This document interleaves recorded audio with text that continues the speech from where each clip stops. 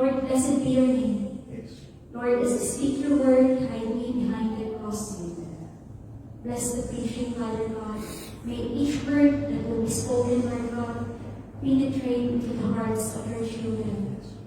Father, just want to bless your name, Lord, and just want to glorify you. In Jesus' name we pray. Amen.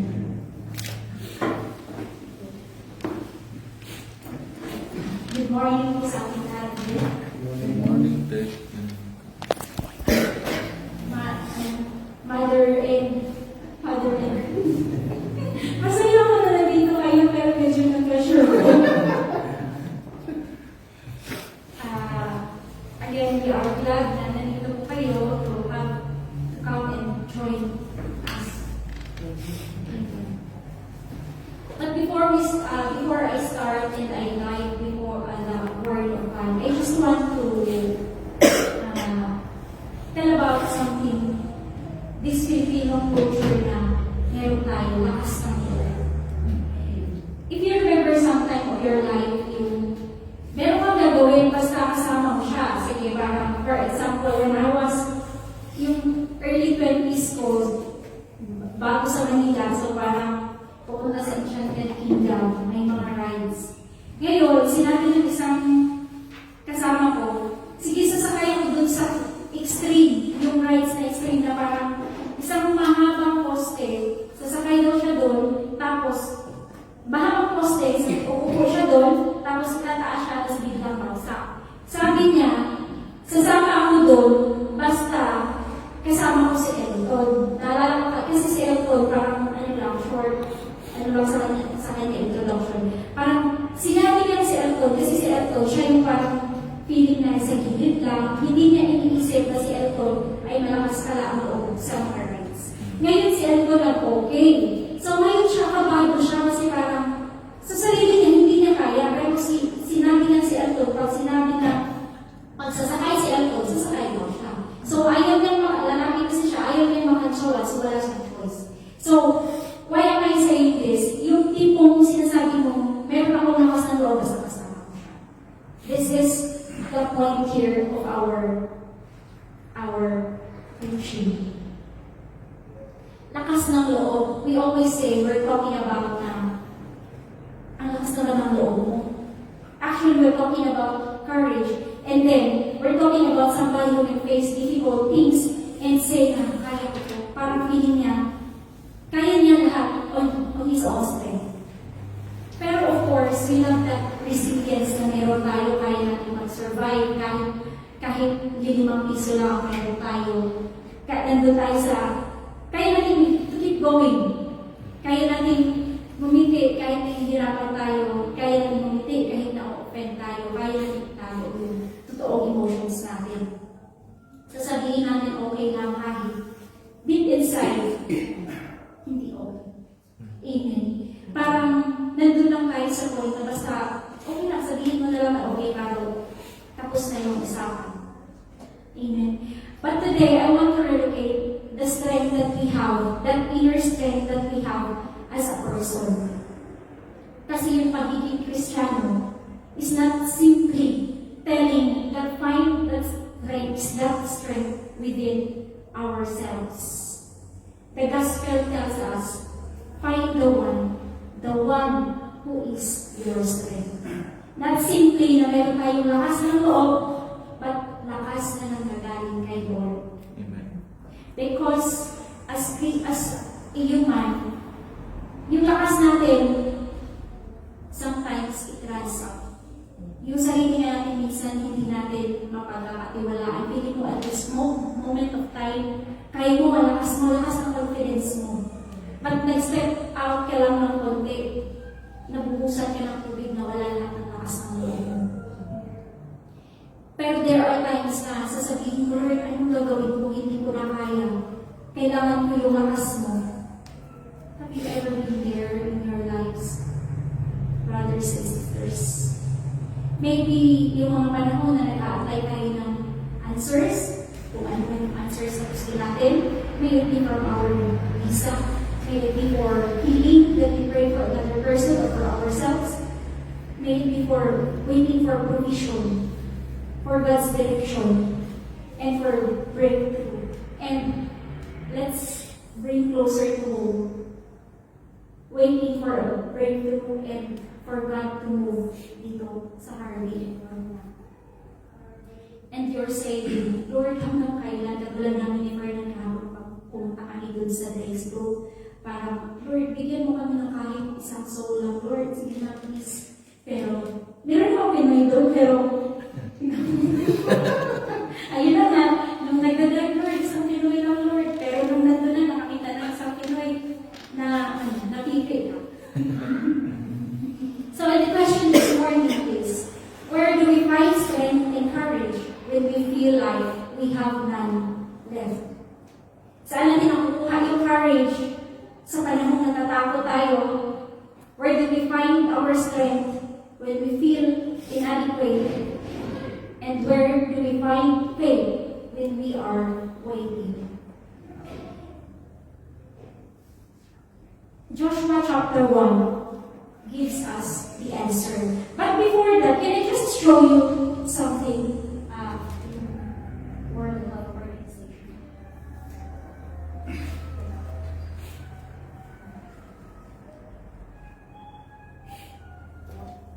This one. Nag-search talaga ako kasi parang yung fear natin is very, very normal sa ating mga Pinoy na parang nag-search pa nga ako yung tipo gano'ng kalaki yung percentage ng tao na i-preach ng gospel at yung tao umiiwas sa gospel. Yung tipong, naalala ko kasi ng mga Jehovah's Witness na napaka-bold nila na parang magbahay-bahay, tapos parang ano talaga siya, parang allergic ba?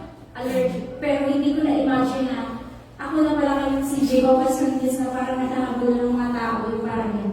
So dito makikita natin yung mga percentage na 1 in 6 people worldwide experience loneliness. So it's about 16% of global population.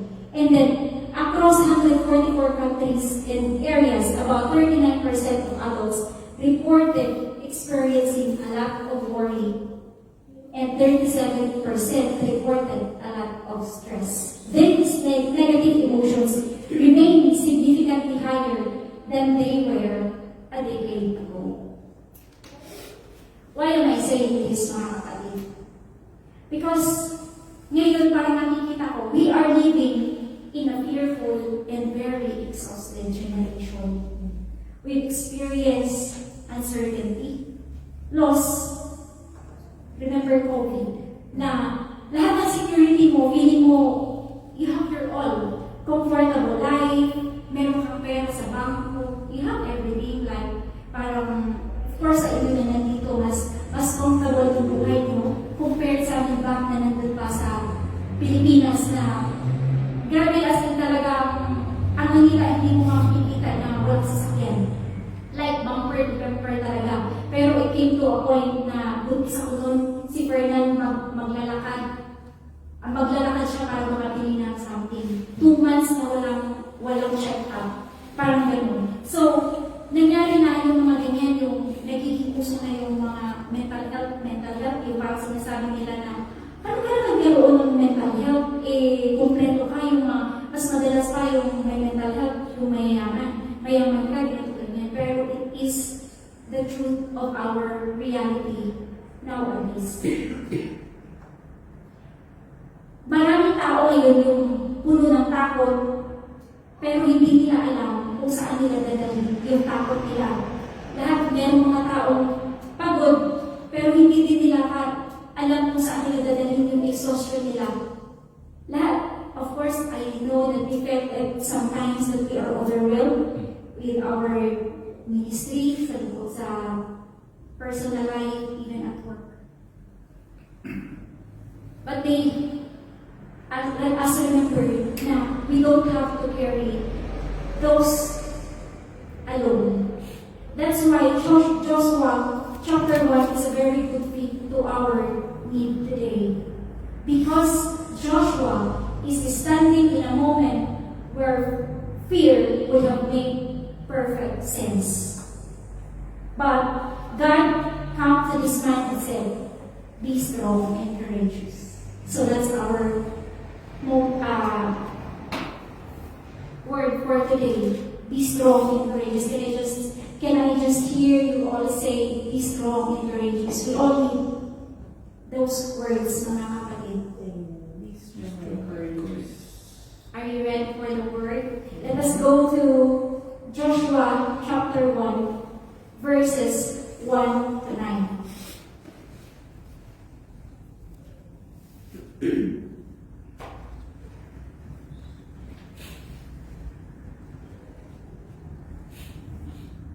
So here, after the death of Moses, the servant of the Lord said to Joshua, the son of Nun, Moses' assistant, Moses, my servant, is dead. Now therefore, arise, go over this Jordan, and all these people into the land that I am giving to them, to the people of Israel. Every place that the sole of your foot will tread upon, I have given to you, just as I promised Moses. From the wilderness and its Lebanon as far as the great river, the river Euphrates, and all the land of Hittites, to the great sea, toward the going down of the sun, shall be your territory. No man shall be able to stand before you all the days of your life. Just as I was with Moses, so I will be with you. I will not leave you or forsake you. Be strong and courageous, for you shall cause these people to inherit the land that I swore to their fathers to give them. Only be strong and very courageous, being careful to do according to all the law that Moses my servant commanded you. Do not turn from it to the right hand or to the left, that you may have good success wherever you go. This book of the law shall not depart from your mouth, but you shall meditate on it day and night, so that you may be careful to do according to all that is written in it. For then you will make your way prosperous, and then you will have good success. Have I not commanded you? Be strong and courageous. Do not be frightened, and do not be dismayed, for the Lord your God is with you for wherever you go. Thank you, Lord. So here, just a little context. It's a passage. We all know Joshua, right? So, makikita natin siya sa Numbers 13. Yung Israel, nakalabas na sila ng Egypt. They had experienced already God's deliverance, and they are now approaching to the promised land. Moses, nung panahon na nabubuhay pa siya, nag-send siya ng 12 spies into Canaan. And among those 12 were Joshua and Caleb. They go into the land, and they see that there are fruits, they see abundance, they see what God promised. But they also see something else. And those were giants. Nung pagbalik nila, there are two kinds of reports. Yung 10 spies, sabi nila, the land is good, but there are giants. The cities are fortified, we can't do it. Pero sabi ni Joshua and Caleb, if God is with us, we can go. Nakita din nila yung same giants, nakita nila yung same walls, yung same obstacles na nakita ng 10, pero meron silang something na nakita that the others did not see. They saw God. And now, years later, Joshua is standing at another critical moment when Moses died already. So Joshua is about to lead God's people into the promised land. And look at how the chapter begins. Let's read verse 1. After the death of Moses, the servant of the Lord said to Moses, son of Nun, Moses' assistant. So, dito makikita natin, di ba, after the death of Moses. Bakit kailangan sabihin yun ni Joshua? Why does the writer need to begin with that? Because God understands Joshua's situation. Sino ba si Moses?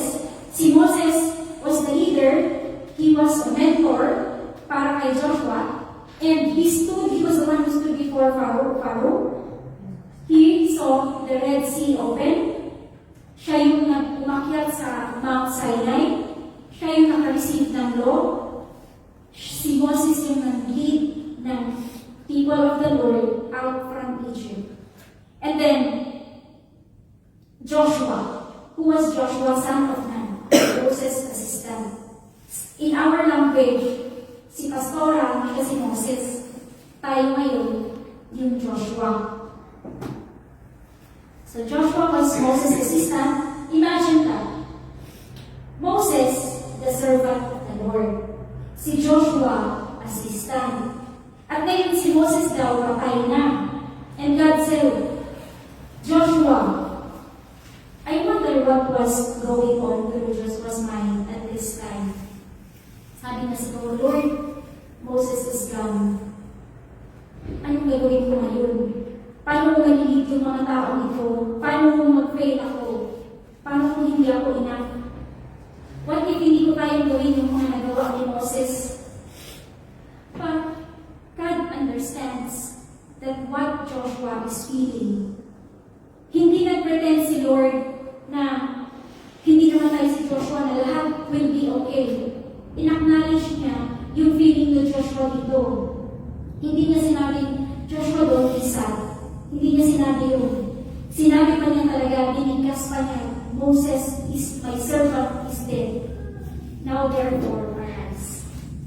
Bangon. Bangon, sabi niya.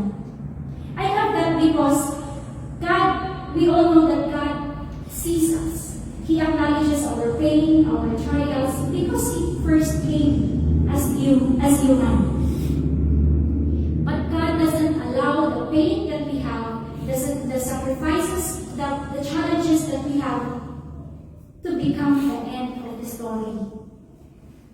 Sabi niya, arise. You can breathe, but you can still wait.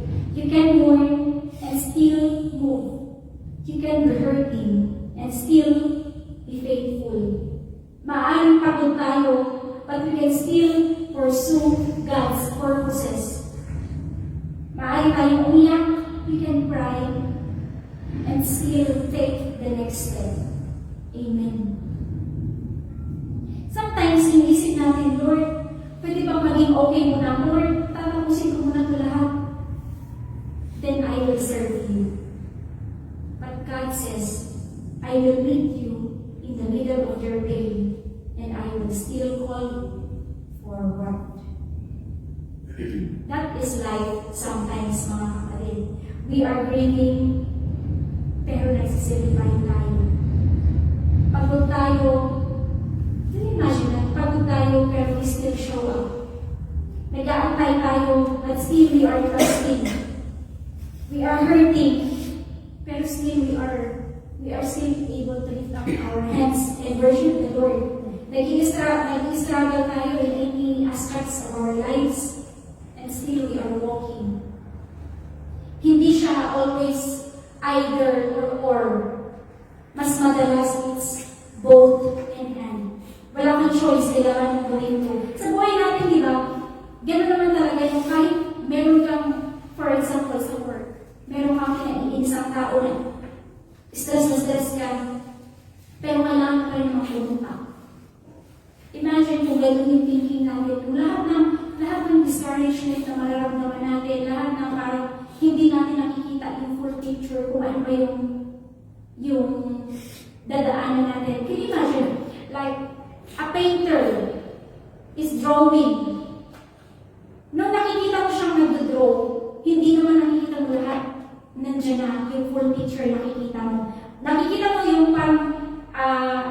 parang kinokopya niya. Pero while he is doing it, hindi mo nakikita yung full picture sa canvas kung saan siya nag-draw. Pero you are trusting that he will finish it as the same as the picture that he is copying. Ganun yung yung parang take ko doon. Pwede mo siyang isipin na ganun. We can be going through something and still be doing God's purpose. You can be in a difficult situation and still be faithful. So another example, we can see in Nehemiah chapter 4, verses 16 to 18. Nehemiah 4:16 to 18. So in here, before ko siya basahin, in here, yung Jerusalem here, so fast forward na to from Joshua. So yung ano dito, yung Jerusalem, broken siya. Yung walls niya destroyed. Tapos Nehemiah said, kailangan natin i-rebuild the wall. So they started building. Pero yung, of course, opposition came. People tried to stop them. There was intimidation. There was discouragement. There was resistance. Pero what they do, they keep building while preparing for battle. They were building and battling, building and fighting, working and watching. So let's read this. From that day on, half of my men did the work, while the other half were equipped with spears, shields, bows, and armor. The officers posted themselves behind all the people of Judah who were building the wall. Those who carried materials did their work with one hand and held a weapon in the other.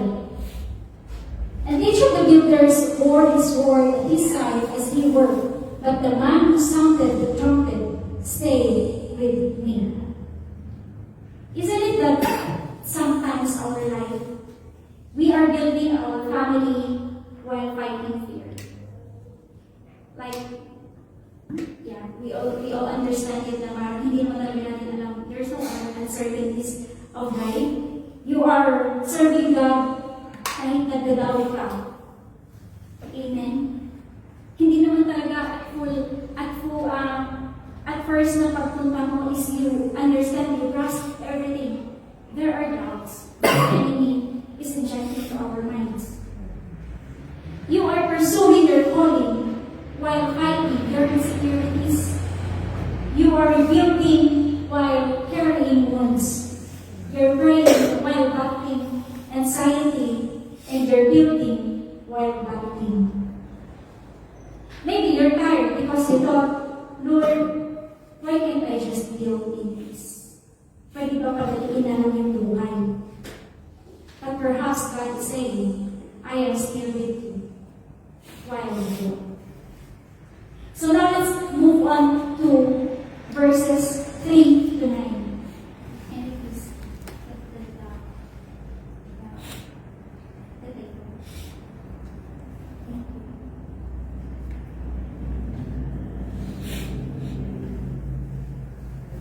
so here, makikita natin siya, yung inano ko siya, ginawa ko siya, meron siyang pattern ng pag-ano ko. Meron beautiful pattern. Tingnan mo, yung 3 and 4, hindi na natin siya babasahin. Makikita natin God's promise and provision, the territory. And then on the right side, the numbers, Joshua verse 1 to 6, we can see there God's purpose. And then 7 and 8, yun, pinagsama ko siya. Only be strong and courageous, but you shall meditate on it day and night. It's God's word. And then 5 and 9, it is God's presence. Amen. And then here, makikita natin 6, 7, and 9. There are words that He keeps repeating. Be strong and courageous. 7, be strong and very courageous. 9, be strong and courageous. Why does God keep repeating it in our lives? Kung hahawakan natin siya ngayon in our own language. Bakit kaya niya inulit-ulit yan? Because God knows that we will be needing that strength and courage to face the battles of life we have now, mga kapatid. And this is the very word that we need to hear. God is speaking to us today. Be strong and courageous because hindi tayo naturally strong. Yung lakas natin na uubos, yung pangalang kabataan mo, ang silisi mo, pero normal siya na as you age. nawawala. Hindi din tayo naturally brave. But because we can be strong, because God is with you. Now let's see, look at this verse 6. Be strong and courageous, for you shall cause these people to inherit the land that I swore to their fathers to give them. Why should Joshua be courageous? Here makikita natin that God promised something, and God has a purpose. Hindi lang bastang nag-decide si Joshua para naisip niya na, patayin si Moses, I need to conquer Canaan. No. Si God pa rin yung nag-call sa kanya. Si God yung nag-promise, si God yung nag-purpose to kung ano yung gagawin ni Joshua. And we have to remember that when God gives us a purpose, He gives us the grace to faithfully pursue it. Listen, we don't need to receive tomorrow's strength today. You need today's grace for today's step. Tomorrow, ininit naman tayo ni Lord. Amen? That's why Jesus said, do not worry about tomorrow because tomorrow will have its own concerns. So don't demand from yourself today the strength you need 6 months from now because God will meet you there. So parang there's no sense para talaga yung pag-worry natin. We just have to anchor our trust and our faith to our living God. Amen. So again, yung culture natin, guys, especially dito, I can see the very empowered yung mga women dito. Parang tinitingnan ko sila na naglalakad, may bibig na bata, nagkakit, may bibig, may karnapa. Inisip ko, wow, parang kung ako, hindi ko kaya siya. Yun nga, look within yung strength mo, look within yourself, you believe in yourself, find your inner strength, follow your heart. It sounds good naman. But there is a problem.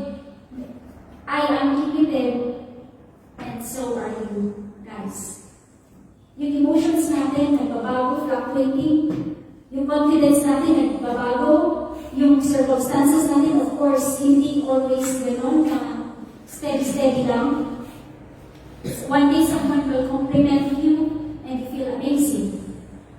The next day, someone criticizes you and then you suddenly think, maybe I'm not good enough. Maybe mali yung decision ko. Maybe mali yung path na ginawa ko. Maybe mali yung idea na binigay ko. If your strength is completely dependent on you, what happens kapag nanghina ka? That's why the Christian message is different. Our strength is not ultimately I can. Our strength is God can. Our confidence is not I am enough, I am able, but it should be because God is sufficient. That will be our confidence. Can somebody? Parang naalala ko dati ko, parang working back in the Philippines. Meron circumstance doon na nangyari na nagre-reconcile ako ng trial balance. Hindi ko siya ma-balance eh. And then sabi ko sa manager ko, ma'am, pwede ba pakitingnan naman ako nito? Ma'am, hindi talaga ako mag-balance eh, ma'am. Isa-isa ko lang talaga. And guess what? Ano lang yung balance na yun? 0.01. Yun yung mahirap sa ano, 0.01 hindi ko ma-balance eh. And then he said, girl, you go to the toilet, you pray. And then kasi she was a Christian, then ako hindi. So, you pray. You ask God to reveal to you. Ako naman, kasi na-stress na ako, may due date, na kailangan ko ipasa, na-stress na ako, hindi lang naman yung gagawin ko. So, I went to the toilet, I prayed. God, tunuan ko naman ang word, sharing ko na isa-isa. And then, kasi feel ko talaga, kaya ko siyang tingnan kasi araw-araw akong ginagawa. Pero, nung sinabi niya sa go to the toilet, we pray. Bakit ganun yung sinabi niya? She was telling me, the girl, kailangan mo si Lord yung gumawa niya kasi siya na hindi ako pwedeng tumulong sa iyo yan. Gusto ko na ikaw yung maka-experience ng grace ni Lord. Yun yung sinabi niya sa akin. And since then, lagi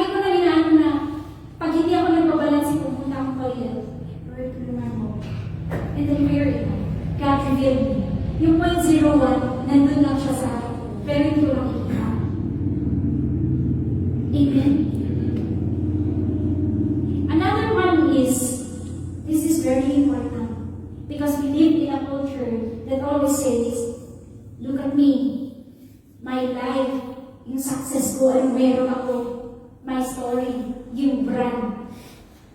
And then social media has made it so easy to make ourselves center, the main characteristic. Saan natin yan nakikita? TikTok, Facebook, Instagram. But then the gospel gives us different center. You are not the center of the story. Kaya lagi natin sinasabi, yung testimony natin, we are not there to stand to brag kung ano yung nagawa mo. It is Him who is creating your story, and you just need to share it so others will be inspired and encouraged to what God has been doing in your life. And he or she will be able to believe that your God and my God is amazing and gracious to be served. You know, when you are a Christian, doon mo marirealize that God is working, hindi lang yung puro ka, ano yung hyper-individualism na ikaw lang talaga na lahat kinaya mo kasi kaya ko, ganun. Pero when you are a Christian, you are very dependent and reliant to the grace of the Lord. Amen. So our life is not ultimately, how can I maximize myself? It is always be, how can I glorify God with the life He has given me?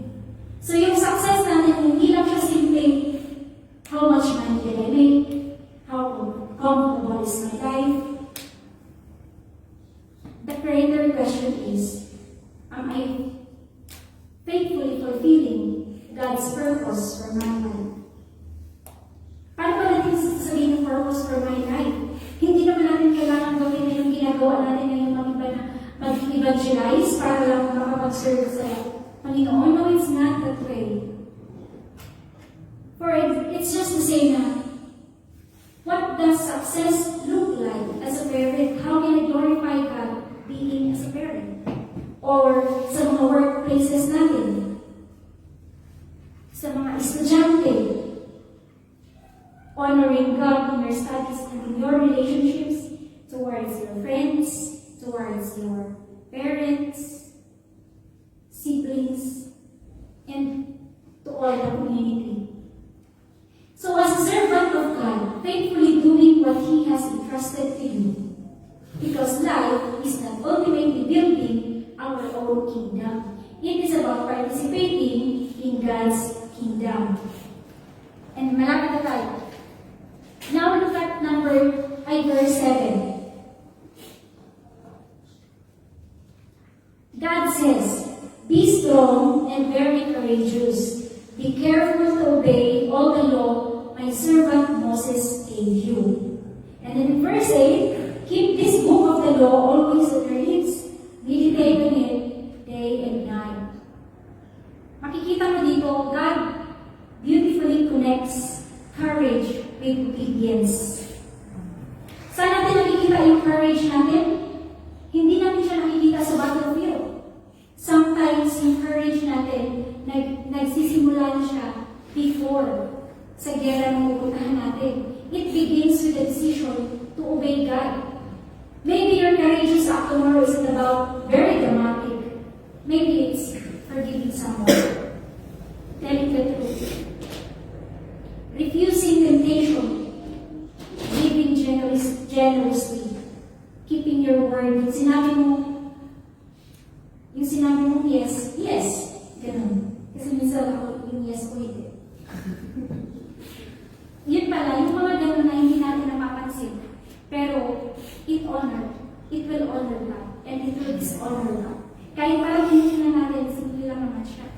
Parang, yung mga yung mga pity things na inisip natin, it will not affect yung pagbibigay natin ng glory kay Panginoon.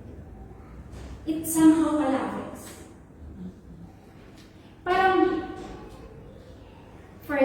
walking away from something God told you to do. Yun nga po. Parang, ang bilis lang, parang it's very simple. Pero, hindi siya madalas madali. Amen? Yung simple doesn't always equate na easy siya. Mas madalas nga yung minsan na yung sinasabi natin simple, yun yung madalas natin nakakalimutan gawin. Amen? So before I enter the battlefield, I've already decided whom will I obey. Let's bring it closer again. So parang magpupunta tayo sa isang bagay na papasok tayo. Parang lagi natin, di ba, iba-iba tayo ng sitwasyon, lagi natin tatandaan, ito ka or ito ka yung gagawin mo. Lagi isipin sana natin, what will Jesus do if He is the one standing in this situation? Amen. Next, another example. Another example. In Daniel chapter 3, pero ano na lang to, story lang siya, hindi ko lang babasahin. Merong kaibigan si Daniel na Shadrach, Meshach, Abednego, and then, itong tatlong to, friend to ni Daniel. They are worshiping God. So, King Nebuchadnezzar says, nagpagawa siya ng statue niya. Sabi niya, bow. So, lahat ng mga tao, they bow. Pero itong tatlo, they did not bow to King Nebuchadnezzar because they had already settled something in their hearts that they will worship God alone. So there we can see, yung battle nila wasn't ultimately won inside the furnace. So dahil nangyari yun, nagalit si King Nebuchadnezzar kasi bakit itong tatlong to hindi mag-bow down sa akin. So parang sa kanya, it's dishonor. So sabi ni King Nebuchadnezzar, ipadala natin ko sila sa fire furnace. Nung makita niya yung fire furnace, hindi ko siya nakontento. I want the fire to be 7 times hotter. So, tinapon na yung tatlo, si Shadrach, Meshach, Abednego doon sa fire furnace. Nung time na nandun na sila, King Nebuchadnezzar was astonished kasi nakita niya yung tatlong yun, hindi pa nasunog. Tapos, nung parang nakikita niya, so tinanong niya yung servant niya na, di ba, tinapon natin yung tatlong tao doon? And then, of course, sabi ng mga servant niya, yes, master. Ganun. So, ang nangyari, pero nakita niya na yung tatlo, naging 4. Tapos yung pang-4, parang the son of man daw. So, parang, alam mo yung, hindi mo kailangan manalo sa battle na to, yung parang sa gera na pupuntahan, hindi mo kailangan manalo. Yung heart mo mismo ang tinitingnan ni Lord. So doon pa lang, they were saved from the fire furnace because at first hand, they already chose to obey God's word. Amen? So there, before the fire, gumawa na sila ng decision. Before yung furnace, there was already obedience. Before yung battle, there was already conviction. And maybe that's what somebody needs today. You keep praying, Lord, give me courage kapag may temptation. Lagi naman, di ba, Lord? Pag may temptation, Lord, tulungan mo, Lord, ay hindi sana ako bakit.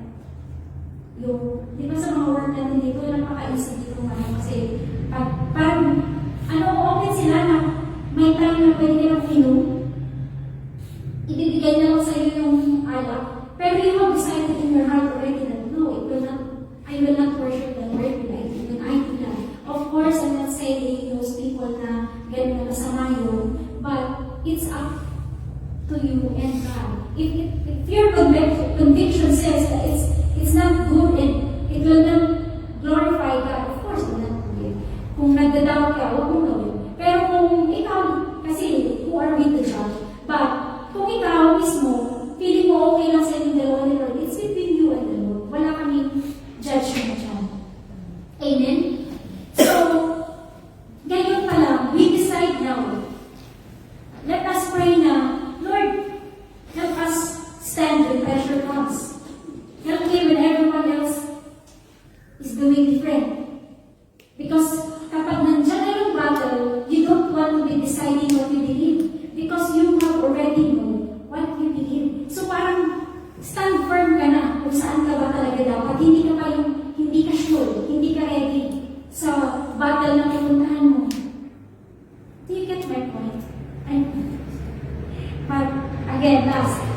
yung climax, yung verse 9.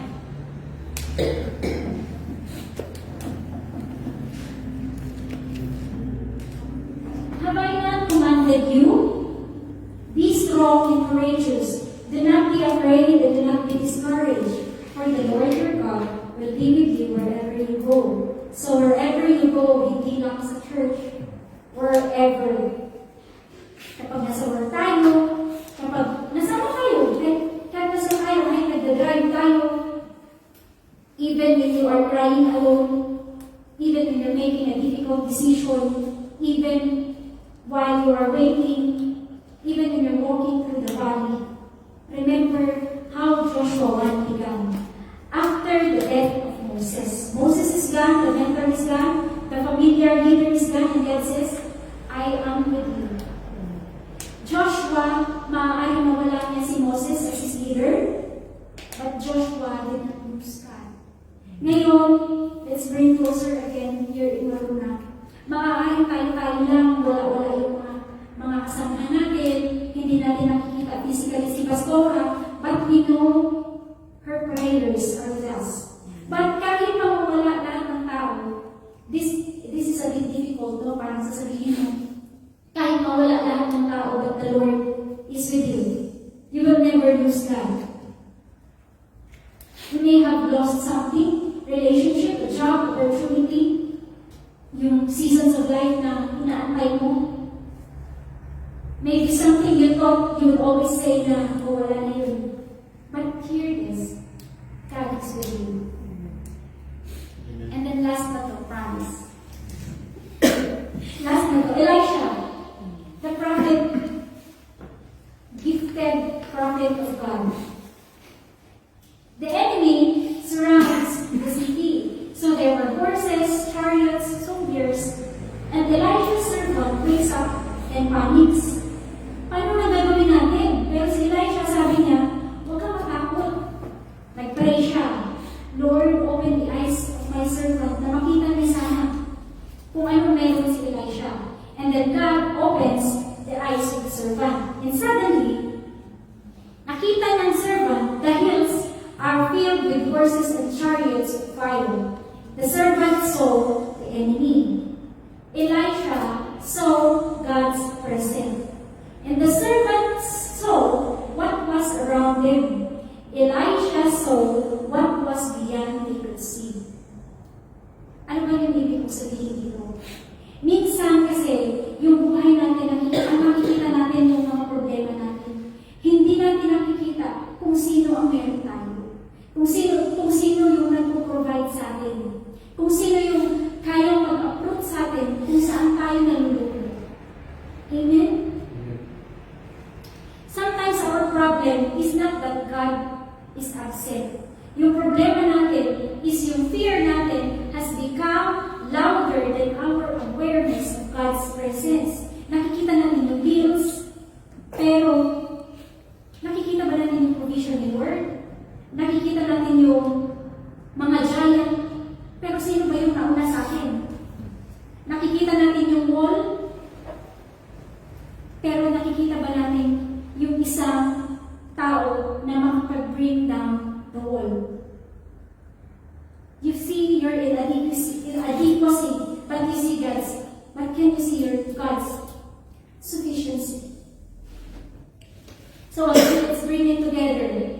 Kapag natatakot tayo, where do you go? Number one, it's in God's promise. What God has said, circumstances change, people change, seasons change, but God's promises remain. Number two, God's purpose. Nakikita niyo po yung dun sa table na inilabas kanina? Yung promise ni God, yung provision ni God, yung purpose. So, number two is God's purpose. What God has called you to do. Your life is bigger than your comfort, bigger than your success, than your ambition, because you are part of God's greater purpose. So I can see here that we can get our strength upward and outward. Upward from the one who sustains us, the promises of God, and to His purpose. into His Word. What God has asked you to obey, courage begins before the battle.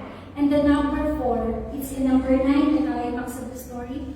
It's God's presence. We can have that strength and courage when we know that God is with us. And let's just put it together. Paano ba yung I can get my strength and courage from God's promises, from God's purpose, from God's word, obedience, and then God's presence? How can we live it out? Simple. We just have to stop whatever that we're doing. Look to His word and listen to His voice. Amen. Amen. Amen. Amen. So yun, meron lang akong maliit na hack.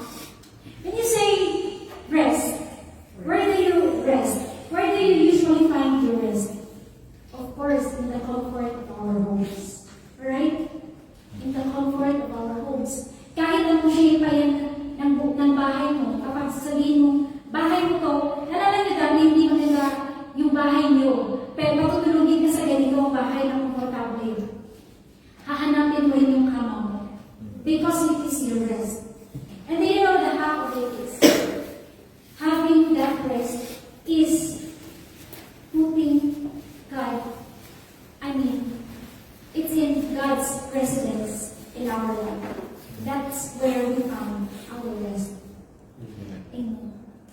Praise the Lord. Amen. Let us pray. I hope you get that. Amen. Father, thank you, Lord, because you are Lord God. All our bosses, all our staff. Father, thank you for you are teaching us, Lord God, where we can find our strength and courage, Father. Lord, thank you for acknowledging our pain, our trials, our challenges, Father. And you who said, Lord God, you are always with us, Lord God, even from the start of our lives, even from the start of creation. Father, let us help us, Lord, remember all those words and let it penetrate, Father God, and help us, Lord, to live it out. Sana doon namin makuha yung lakas namin, Lord God, to keep going, Lord God, for the purpose that you have given us, Father. Huwag sana namin isawalang bahala, Panginoon, yung presensya mo, O God. Lord, we thank you because you are already moving, Lord God. Lord, medyo matagal yung paghihintay namin, but Lord, give us, Lord God, the sustenance, Father. Give us, Lord, the faith in waiting. Oh, Jesus, it is only you, Lord God, who can heal us. Thank you, Lord, and just want to exalt your name in this place. In Jesus' name, we pray. Amen.